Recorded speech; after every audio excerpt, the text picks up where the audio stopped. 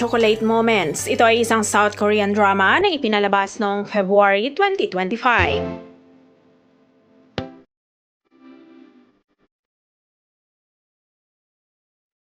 Ang Our Chocolate Moments sa isang K-drama na may 2 episode lamang. Ito ay tungkol sa 3 tao na sina Seolgi, Yeomnam at Suntae na nagtatrabaho sa isang kumpanya ng tsokolate. At ang may-ari ng isang misteryosong shop na si Hong Sagang na gumagawa at nagbebenta ng handmade na tsokolate para sa araw ng mga puso.